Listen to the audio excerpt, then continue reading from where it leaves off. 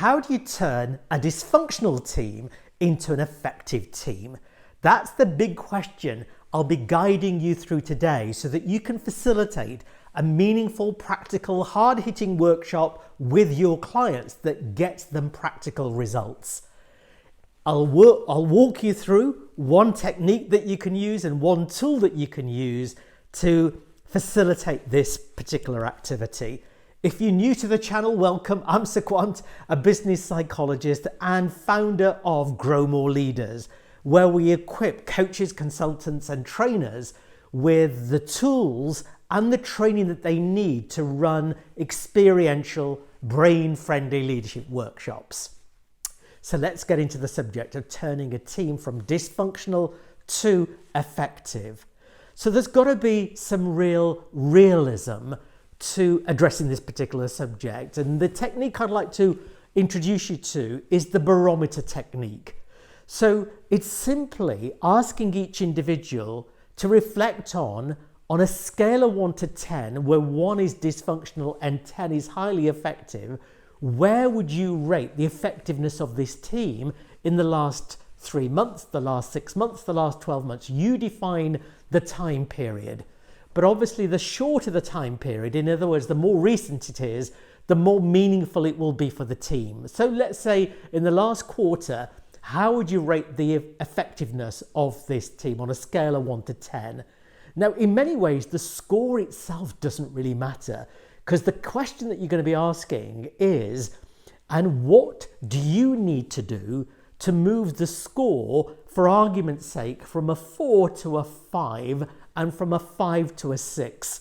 So you're helping the team and individuals within that team think about what would it take to move the team by 2 steps. But the key question is, what do you need to do? Because the issue is that the dysfunctionality of a team happens when each individual turn their back on the team, or the dysfunctionality of a team happens when the collective individuals within that team choose not to give of their best. For whatever reason, individuals have taken their goodwill home. So if you really want to change the dynamics in a team, it starts by individuals taking ownership of how have I contributed to this score and what do I need to do to be able to shift the team score by at least 2 steps. So the whole idea of facilitating it is that you ask individual first of all to reflect on that question, and it's up to you to determine how many of those items you want the team to work through. So on a scale of 1 to 10, where 1 is dysfunctional, 10 is highly effective, where would you rate the team in the last quarter? The second question is, and how have you personally contributed to this particular score? And then the third question is, what do you need to do to help the team shift by at least 2 steps? But take it 1 step at a time. So for example, from a 4 to a 5, and then from a 5 to a 6. So that's the individual part. And then you pair colleagues up and you create an environment where colleagues agree confidentiality, where one colleague takes on the role of coach, and as the role of coach, they adopt pull style coaching. And pull style coaching is they can only ask great quality questions, which is talk me through your rating, talk me through what led you to that rating, talk me through what you've evidenced, talk me through what we need to do or what you need to do to help the team move their score by at least 1. What does good look like? What does that look, sound and feel like? Now talk me through what you need, what you can be doing to turn the score from improvement by 1 to an improvement of 2. So the idea is that the pairs have that honest conversation, they create that environment of trust, they agree confidentiality, and then the pair meet up with another pair at the end of, let's say, a 30-minute conversation, and then they pool their wisdom. The emphasis is not on the score, the emphasis is on overall what are each of us willing to contribute to take this team from being dysfunctional to being effective. And then the whole group then come together, and individuals then share their insights from both their paired conversation and their subgroup conversation. And as the facilitator, you may want to be drawing out some of the key patterns, some of the key themes, some of the key trends, and then actually asking individuals to then perhaps start thinking about what stopped them from doing this so far. In other words, the actions that they've generated, what stopped them from implementing those so far? So that could be another layer, another iteration. So that particular conversation gets the team on the same page. It gets individuals thinking about my contribution to this team rather than somebody else having to take ownership.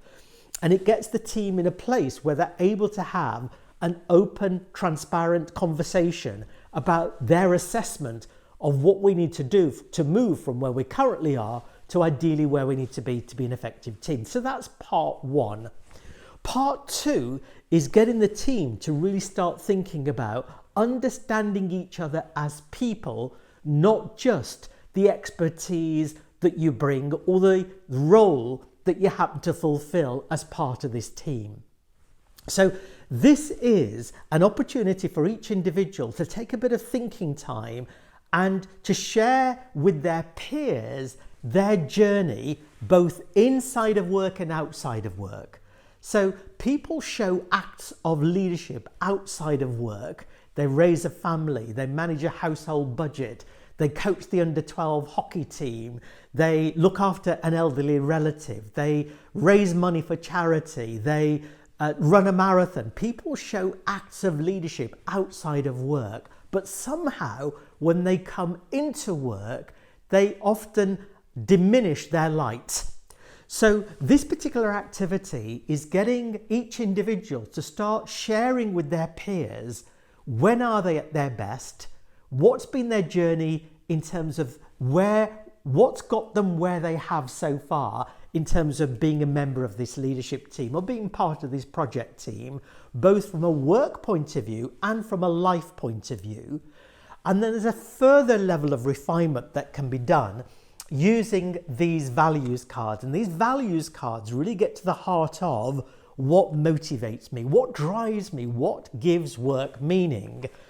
And it comes with a supporting manual so that individuals can actually dive into more detail in fully being able to understand what their personal drivers are, what it might mean, and how it might be perceived and understood by their peers and their colleagues.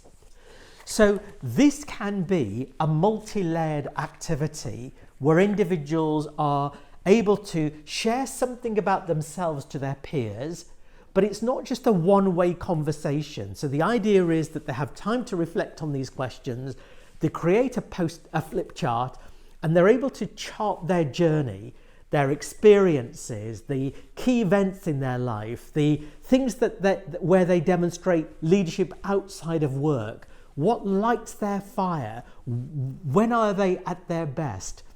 They're able to share that with their peers, and then their peers are able to ask some great coaching questions.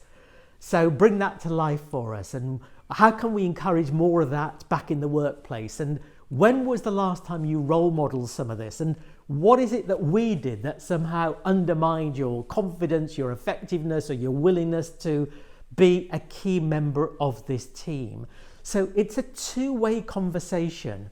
And the whole idea here is that through a level of honesty, a level of brutal conversations, but in a safe environment, an opportunity of really understanding each other as people, not just in terms of your expertise or the role that you fulfill, it starts creating greater understanding, starts building trust, and starts individuals really thinking about what contribution do I play to the success of this team.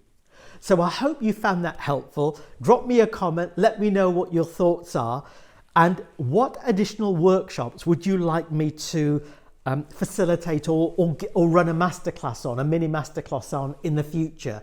It'd be great to get your input. And if this has been helpful, by all means click on the like icon and also the subscribe button so that you are informed when these new mini masterclasses are being developed. Thank you so much, and I will see you on the next masterclass.